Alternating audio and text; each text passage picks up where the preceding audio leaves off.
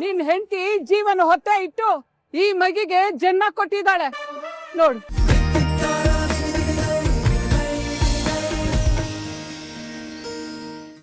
ಹೌದು ಅಜ್ಜಿ, ನಿಮ್ ಮಾತು ನಿಜ. ನನ್ನ ಹೆಂಡತಿ ನಾನೇ ಕಾಪಾಡ್ಕೋತೀನಿ.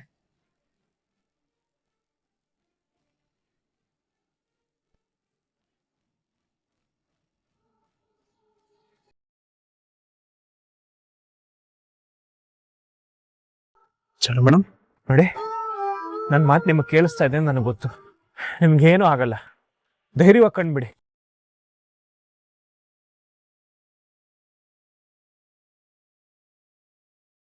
ನನ್ನ ಕಾಪಾಡ್ಕೊಂಡಂಗೆ ಎಂತೆಂಥ ಪರಿಸ್ಥಿತಿಲಿ ನೀವು ಸಾವು ಜೊತೆನೆ ಹೋರಾಡಿ ನಾನು ಕಾಪಾಡ್ಕೊಂಡಿಲ್ವಾ? ನೀವು ಮನ್ಸು ಮಾಡಿದ್ರೆ ಏನ್ ಬೇಕಾದ್ರೂ ಜಯಿಸ್ತೀರ ಅನ್ನೋ ನಂಬಿಕೆ ನನಗಿದೆ. ಕಾಯ ವಾಚ ಮನಸ್ಸ ನಿಮ್ ಜೊತೆಲೇ ಇರ್ತೀನಿ ಅಂತ ಪಂಚಭೂತಗಳ ಮೇಲೆ ಪ್ರಮಾಣ ಮಾಡಿ ನಿಮ್ಗೆ ತಾಳಿ ಕಟ್ಟಿದ್ದೀನಿ. ಹಿಂಗಿರುವಾಗ ನಾನು ನಿಮ್ ಜೊತೆನೇ ಇರ್ತೀನಿ. ಜೊತೆಲಿರೋ ಧರ್ಮ ಅಲ್ವಾ ಮೇಡಮ್? ಯಾವುದೋ ಕಾರಣ, ಅನಿವಾರ್ಯತೆಗಳು ನಮ್ಮಿಬ್ರನ್ನ ಹೇಗ್ ದೂರ ಮಾಡಕ್ಕಾಗುತ್ತೆ ಮೇಡಮ್? ನಾವಿಬ್ರು ಎರಡು ದೇಹ ಒಂದೇ ಮನ್ಸು ಅಂದ್ಮೇಲೆ ಬೇರೆ ಆಗೋಕ್ ಹೆಂಗ್ ಸಾಧ್ಯ ಮೇಡಮ್? ಈ ಪ್ರಪಂಚನೇ ಎದುರಾದ್ರೂ ಸರಿ, ನಾನು ನಿಮ್ ಜೊತೆ ನಿಲ್ತೀನಿ. ಅದು ಸಾವಾದ್ರೂ ಸರಿ. ನೋಡಿ ಮೇಡಮ್, ಹೀಗೆ ನಾನು ನಿಮ್ ಜೊತೆ ಬದುಕ್ಬೇಕಾ, ನಾವಿಬ್ರು ಒಟ್ಟಿಗೆ ಸಾಯ್ಬೇಕಾ ಅನ್ನೋದು ನಿಮ್ ಕೈಲಿದೆ. ಒಳ್ಳೆಯವ್ರ ಪ್ರಪಂಚದಲ್ಲಿ ಪರೀಕ್ಷೆ ಇದ್ದಿದ್ದೆ ಮೇಡಮ್, ಆದ್ರೆ ಈ ಪರೀಕ್ಷೆಯಲ್ಲಿ ನೀವು ಸೋಲ್ಬಾರ್ದು. ಸೋಲಕ್ ನಾನು ಬಿಡಲ್ಲ ಮೇಡಮ್. ಯಾಕಂದ್ರೆ ನೀವು ಸೋತ್ರೆ ನಾವಿಬ್ರು ಸೋತಾಗೆ ಮೇಡಮ್. ನಿಮ್ ಪ್ರಾಣ ತಗೊಳ್ಳೋಂತ ಮಗು ನಮ್ಗೆ ಹುಟ್ಟಕ್ ಸಾಧ್ಯನೇ ಇಲ್ಲ ಮೇಡಮ್. ನಮ್ಮಿಬ್ರು ರಕ್ತದಲ್ಲೂ ಆತರ ಕೆಟ್ಟ ಗುಣ ಇಲ್ಲ ತಾನೆ. ಯಾಕೋ ಕಂದ, ಯಾಕೋ ಮಂಗೀಶ್ ಕಷ್ಟ ಕೊಡ್ತಾ ಇದೀಯಾ? ಇನ್ನ 9 ತಿಂಗಳು ತನ್ನ ಜೀವಕ್ಕಿಂತ ಹೆಚ್ಚಾಗಿ ಜೋಪಾನ ಮಾಡಿದಾಳೆ. ನೀ ಪ್ರಪಂಚಕ್ಕೆ ತರಬೇಕು ಅಂತ ತನ್ನ ಪ್ರಾಣನೇ ಪಣಕ್ಕಿಟ್ಟಿದ್ದಾಳೆ. ಬೇಡ ಕಂದ, ಅಮ್ಮಂಗ್ ತೊಂದರೆ ಕೊಡ್ಬೇಡ. ನಿಮ್ಮ ಅಮ್ಮಂಗ್ ಕಷ್ಟ ಕೊಡದೆ, ಏನು ತೊಂದರೆ ಇಲ್ಲದೆ ಹೊರಗೆ ಬಂದ್ಬಿಡು.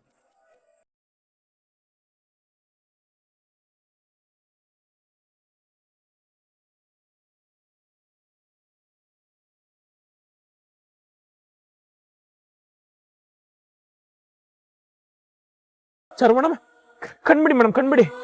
ನನಗೆ ಗೊತ್ತು ನಿಮ್ಗೇನು ಆಗಲ್ಲ ಮೇಡಮ್, ಆಗಕ್ಕೆ ನಾನು ಬಿಡೋದು ಇಲ್ಲ. ಕಣ್ಬಿಡಿ ಮೇಡಮ್, ಪ್ಲೀಸ್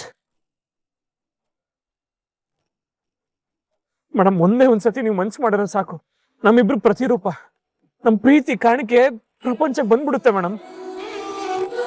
ಕಣ್ಬಿಡಿ ಮೇಡಮ್. ಮೇಡಮ್ ನೋಡಿ, ನಾನು ನಿಮ್ ರಾಮಾಚಾರಿ, ನಾನು ನೋಡಿ ಮಾತಾಡಿ ಮೇಡಮ್.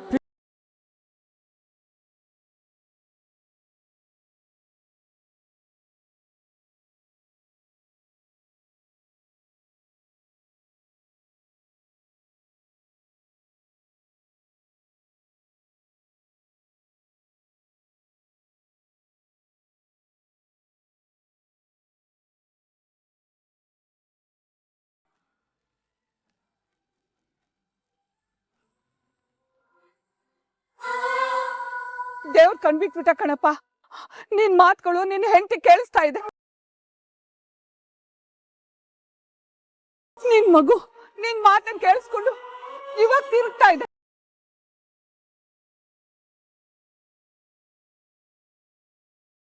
ಧೈರ್ಯವಾಗಿರು, ಇನ್ ಯಾವ ಭಯನೂ ಇಲ್ಲ. ಸುರಕ್ಷಿತವಾಗಿ ಹೆರಿಗೆ ಮಾಡಿಸಿ ತಾಯಿ ಮಗುನ ಕಾಪಾಡ ಭಾರ ನಂದು.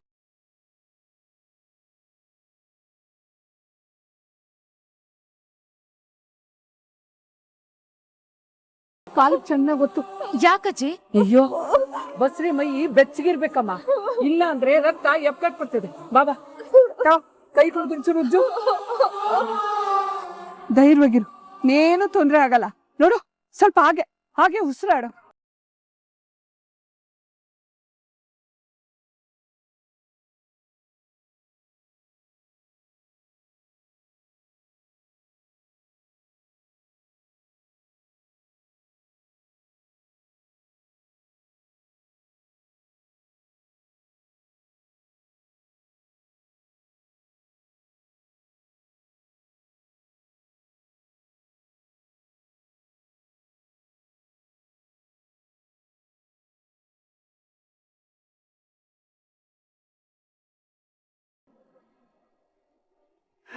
ಮುರಾರಿ, ದೀಪ ನೋಡು, ಸರಿಯಾಗಿದೆ ಕಣೋ. ಈಗ ನಾವು ನಂಬಿರೋ ಭಗವಂತ ಏನು ಅಪಾಯ ಇಲ್ಲ ಅಂತ ಒಂದು ಸೂಚನೆ ಕೊಟ್ಟಿದ್ದಾನೆ ಕಣೋ. ಅವಳು ಹಚ್ಚಿರೋ ದೀಪ ಸರಿಯಾಗಿ ಉರಿತಾ ಇದೆ ಅಂದ್ರೆ ಯಾವ ಅಪಾಯನೂ ಇಲ್ಲ ಅನ್ಸತ್ತೆ ಕಣೋ. ಆ ದೇವ್ರು ಕಂಡ್ಬಿಟ್ಟ, ಎಲ್ಲಾ ಸಮಸ್ಯೆನೂ ಸರಿ ಮಾಡ್ಬಿಟ್ಟ ಕಣೋ. ಹೌದಮ್ಮ, ಇಷ್ಟೊತ್ತು ಏನಾಗುತ್ತೋ ಏನೋ ಅಂತ ಆತಂಕ ಸೃಷ್ಟಿ ಮಾಡಿದವನೆ ಈಗ ಭರವಸೆ ಕೊಡ್ತಾ ಇದ್ದಾನೆ, ಎಲ್ಲ ಒಳ್ಳೇದಾಗಿರುತ್ತೆ. ಹೌದು ಮುರಾರಿ, ನಮ್ ರಾಮಾಚಾರಿ ಮಗುಗೆ ಏನೂ ಆಗಿರಲ್ಲ ಅಂತ ನಂಬಿಕೆ ಬರ್ತಾ ಇದೆ ಕಣೋ. ದೇವ್ರೆ, ಆ ನಂಬಿಕೆನ ನಿಜ ಮಾಡ್ಬಿಡಪ್ಪ. ಮಗು ಸಮೇತ ಎಲ್ಲರೂ ಸುರಕ್ಷಿತವಾಗಿ ಮನೆಗೆ ಬಂದು ಸೇರೋಂಗ್ ಮಾಡಪ್ಪ.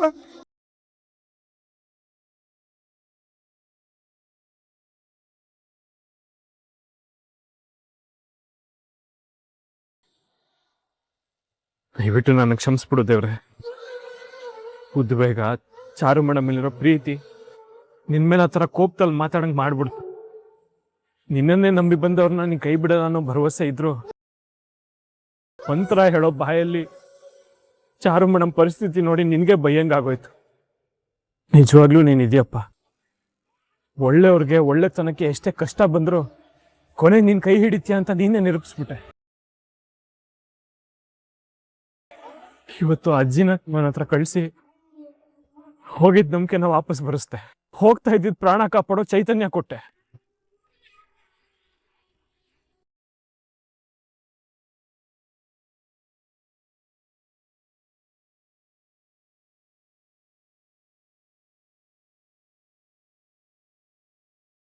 ಇವಾಗ ತಾನೇ ಇಲ್ಲೇ ಇದ್ರಲ್ಲ. ಅಲ್ಲ, ಇಲ್ಲಿ ಬಂದಿದ್ ನಿಜವಾಗ್ಲೂ ಅಜ್ಜಿನ?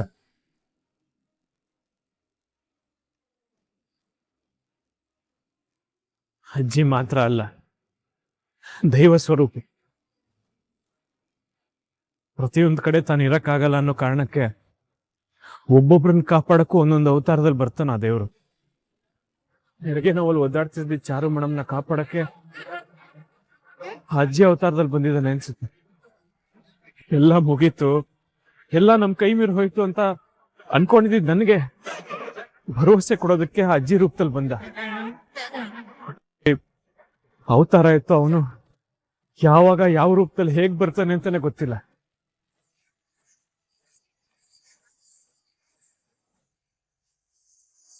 ನೀನೇ ಸತ್ಯನಪ್ಪ, ನೀನೇ ಸತ್ಯ.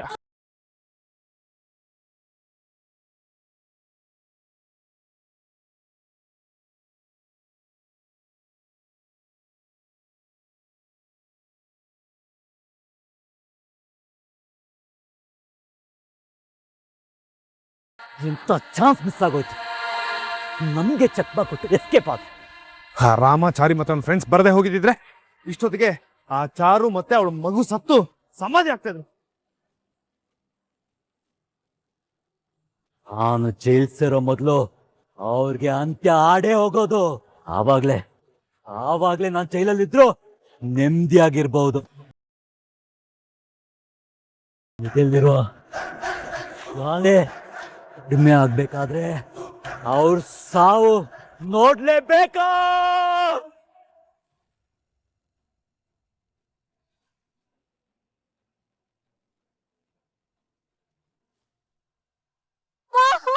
ಆಯ್ತು, ಆಗೋಯ್ತಮ್ಮ, ಆಗೋಯ್ತು. ಸ್ವಲ್ಪ ನೋವು ಆಗೋಯ್ತು ಕಣವ, ಆಗೋಯ್ತು ಕಣವ.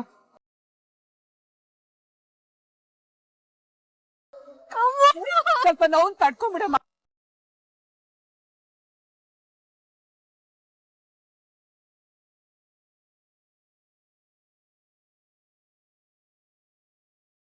ಆಗೋಯ್ತು, ಇನ್ನೊಂದ್ ಸ್ವಲ್ಪ ಕಷ್ಟ ಬಿಟ್ಬಿಡು, ಆಮೇಲೆ ನಿನ್ ಮಗ ಹೊರಗಡೆ ಬಂದ್ಬಿಡ್ತಾನೆ.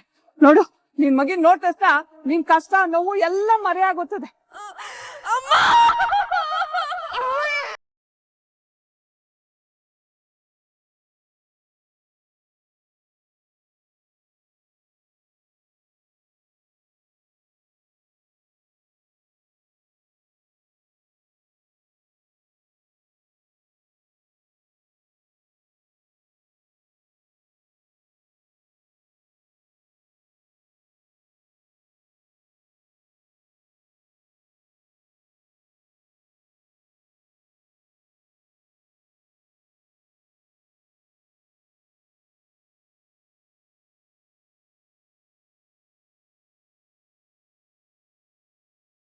ಮನೆಗೆ ಮಹಾಲಕ್ಷ್ಮಿ ಬಂದಿದ್ದಾಳೆ.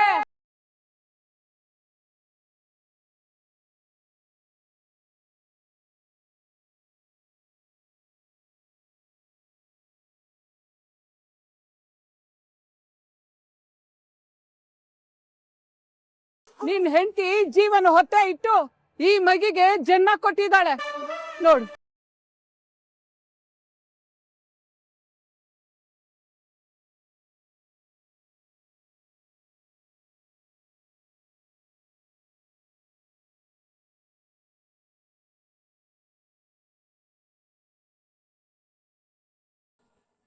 ನೋಡಿ ಮೇಡಮ್, ನಮ್ಮಿಬ್ರು ಪ್ರತಿರೂಪವಾಗಿರೋ ನಮ್ಮ ಮಗಳನ್ನ ನೋಡಿ. ಸರಿ, ನನ್ ಮಗಳು ಪ್ರಪಂಚಕ್ಕೆ ಬರ್ತಾನೆ ದೊಡ್ಡ ಹೋರಾಟ ಮಾಡ್ಕೊಂಡ್ ಬಂದಿದ್ದಾಳೆ. ಅವಳು ಹೋರಾಟಕ್ಕಿಂತ ನಿಮ್ ಹೋರಾಟ, ನೀವು ಅನ್ಭವಿಸಿರೋ ನೋವು ಅದನ್ನ ಹೇಳಕ್ ಸಾಧ್ಯನೇ ಇಲ್ಲ ಬಿಡಿ ಮೇಡಮ್. ಈ ಜಗತ್ತಲ್ಲಿ ಈ ನೋವನ್ನ ಒಂದ್ ಹೆಣ್ಣಷ್ಟೇ ಸಾಯಿಸ್ಕೊಳಕ್ ಸಾಧ್ಯ ಇರೋದು. ಅದೆಷ್ಟೇ ನೋವಿದ್ರು ಒಂದ್ಸಲ ಮಗು ಮುಖ ನೋಡಿದ ತಕ್ಷಣ ಅದ್ಯಾವುದು ನೆನಪಾಗಲ್ಲ ರಾಮಾಚಾರಿ. ಎಲ್ಲದಕ್ಕಿಂತನೂ ಹೆಚ್ಚಾಗಿ ನೀ ನನ್ ಕೈ ಹಿಡ್ದು ನನ್ ಜೊತೆಲಿರ್ತೀನಿ ಅಂತ ಹೇಳ್ದೆ ಅಲ್ವಾ ರಾಮಾಚಾರಿ, ಅದೇ ನನಗ್ ದೊಡ್ಡ ಶಕ್ತಿ. ಅದು ತಾಳಿ ಕಟ್ಟಿರೋ ಪ್ರತಿಯೊಬ್ಬ ಗಂಡಸಿನ ಜವಾಬ್ದಾರಿ ಮೇಡಮ್, ಕರ್ತವ್ಯ. ಕೊನೆಯವರೆಗೂ ಜೊತೆಲೇ ಇರ್ತೀನಿ ಅಂತ ತಾಳಿ ಕಟ್ಟಿ ಹೆಜ್ಜೆ ಹಾಕಿ ಸಪ್ತಪದಿ ತುಳಿದ್ಮೇಲೆ ಅದ್ ಹೇಗ್ ಬಿಡಕ್ಕಾಗತ್ತೆ? ನೀವು ತಲೆ ತಗ್ಸಿ 3 ಗಂಟೆ ಹಾಕ್ಸ್ಕೊಳ್ಳೋದು, ನಾವು ನಿಮಗೆ 3 ಗಂಟೆ ಹಾಕೋದು ಬಿಟ್ಟು ಹೋಗಕ್ಕಲ್ಲ ಅಲ್ವಾ?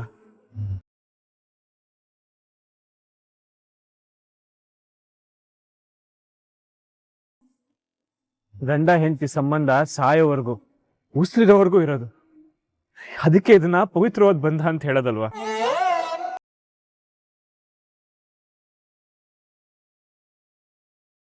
ನಿನ್ ಮಾತ್ ನಿಜ ಕಣಪ್ಪ. ಯಾವ್ದೋ ಸಣ್ಣ ಪುಟ್ಟ ವಿಷಯಕ್ಕೆಲ್ಲ ದೂರ ಆಗ್ತಿರೋ ಈ ಕಾಲದವರು ಈ ಮಾತನ್ನ ಅರ್ಥ ಮಾಡ್ಕೋಬೇಕು. ಹೌದು ಅಜ್ಜಿ, ಮದ್ವೆ ಅನ್ನೋದು ಕಮಿಟ್ಮೆಂಟ್ ಆಗಿರ್ಬೇಕೆ ಹೊರತು ಅಗ್ರಿಮೆಂಟ್ ಆಗಿರಬಾರ್ದು.